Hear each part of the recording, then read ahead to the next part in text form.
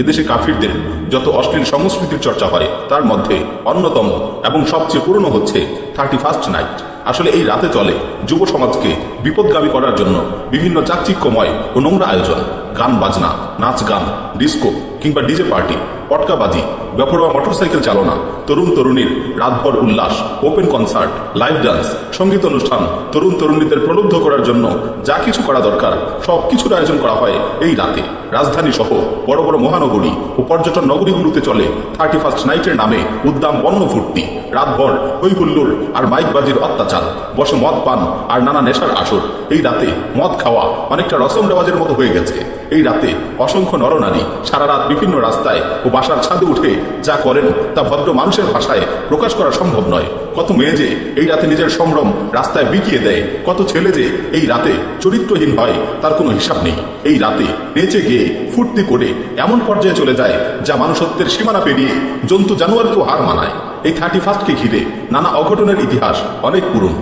আজ থেকে প্রায় 2 দশক আগে 1999 সালের 31শে ডিসেম্বর রাতে 31st নাইট উদযাপন করতে এসে ঢাকা বিশ্ববিদ্যালয়ের টিএসসিতে বাঁধন নামের একটি মেয়ে 10-12 জন মদ্যপ যুবক কর্তৃক শালীনতাহানির শিকার হয়।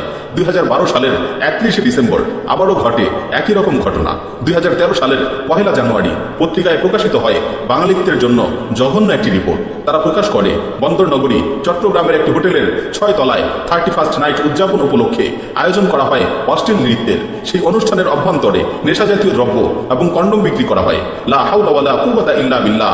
চিন্তা করে দেখেছেন আমাদের পরিবেশ কতটা জঘন্য হয়ে গেছে? চিন্তা করেছেন কারা এসব অনুষ্ঠানে যাচ্ছে, নিজেদের নষ্ট করছে?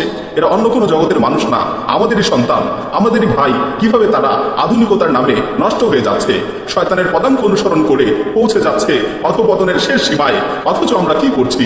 জেনে রাখুন আমার ভাই বোনেরা, 31st নাইট সহ যতগুলো অপসংস্কৃতি, বিজাতীয় সংস্কৃতি আমাদের দেশে চালু আছে, সেগুলো যদি বন্ধ করা না যায় তাহলে এই সমাজকে, এই তরুণ প্রজন্মকে বাঁচানো যাবে না। আজ মুসলিমরা 31st নাইট উদযাপনে ব্যস্ত।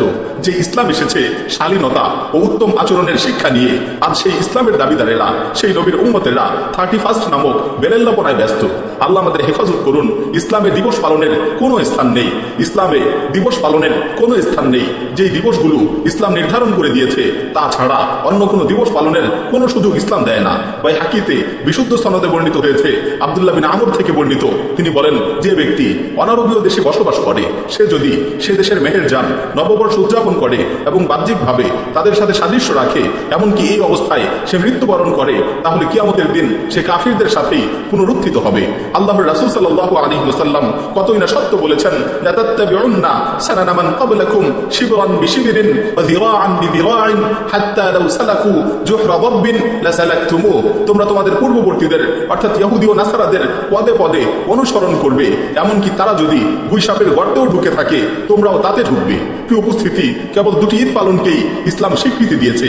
এছাড়া অন্য সকল দিবস পালনের ব্যাপারগুলো কিন্তু বিজাতীয় সংস্কৃতির অনুকরণ থেকেই হয়ে থাকে। আর অন্য কোনো জাতির অনুকরণ করাকে ইসলাম হারাম সাব্যস্ত করেছে। রাসূল সাল্লাল্লাহু আলাইহি ওয়াসাল্লাম বলেছেন, মান তাশাব্বাহা বিকওমিন ফাহুয়া মিনহুম। যে ব্যক্তি যেই জাতির অনুকরণ করবে সে ব্যক্তি সেই জাতিরই একজন বলে গণ্য হবে। আল্লাহু আকবার। হাদিসগুলোতে বিজাতীয় কাফিরদের অনুসরণের ব্যাপারে কি ধমকি না এসেছে! এরপরেও কি আমাদের বোধোদয় হবে না? এরপরেও কি আমাদের বুঝে আসবে না? যেখানে আমাদের ভাবনা হওয়ার কথা ছিল যে আজকে যে আমার জীবন থেকে একটি দিন চলে গেল, কি আমল আমি করতে পারলাম, কি নিয়ে আমি আমার মালিকের সামনে দাঁড়াবো। আফসোস, সেখানে মানুষ পুরনো বছরকে বিদায় দিচ্ছে ও নতুন বছরকে বরণ করে নিচ্ছে অশ্লীলতা আর বেহায়াপনার মাধ্যমে। আল্লাহ আমাদের সুমতি দিন। একজন মুসলিমের প্রকৃত জীবন তো আখিরাতের জীবন। এই সামান্য জিন্দেগি আখিরাতের কামাইয়ের উপলক্ষ মাত্র। আজকের খেলায় খেলায় নষ্ট করা প্রতিটি মুহূর্ত আখিরাতে কান্নার কারণ হতে পারে। একটা মুহূর্ত আমাকে বিশাল সময় আগুনে পোড়াতে পারে। দুনিয়ার জীবন কিছুই নয়, আখিরাতের জীবনই প্রকৃত জীবন। আল্লাহ তাআলা বলেন, ওমা হাদিহিল হায়াতুদ দুনিয়া ইল্লা লাহু ওয়া লাইব ওয়া ইন্নাদ দারাল আখিরাতা লাহিয়াল হাইওয়ান লাউ কানু ইয়ালামুন। এই পৃথিবীর জীবন ক্রীড়া কৌতুক ছাড়া আর কিছুই নয়। পরকালের গৃহই প্রকৃত জীবন, যদি তারা জানতো। দুনিয়ার জীবনের সার্থকতা কেবল আখিরাতের জীবনের সাথেই সম্পৃক্ত। দুনিয়ার জীবনের হিসাব পাই পাই করে দিতে হবে। আল্লাহ তাআলা যদি আমাদের ধরেন তবে আমাদের কোনো মুক্তি নেই। আল্লাহ তাআলা আমাদের হিদায়াত দান করুন, আমাদের জীবনের কদর করার তৌফিক তৌফিক দিন, তারুণ্য ও যৌবনকালের নিয়ামতকে উপলব্ধি করার তৌফিক দিন। যাবতীয় বিজাতীয় সংস্কৃতি, অশ্লীলতা, নোংরামি থেকে আমাদের হেফাজত করুন। আমাদের জীবনকে তার সন্তুষ্টির পথে পরিচালিত করার তৌফিক দান করুন। আমিন। ওয়া মা আলাইনা ইল্লাল বালাগ।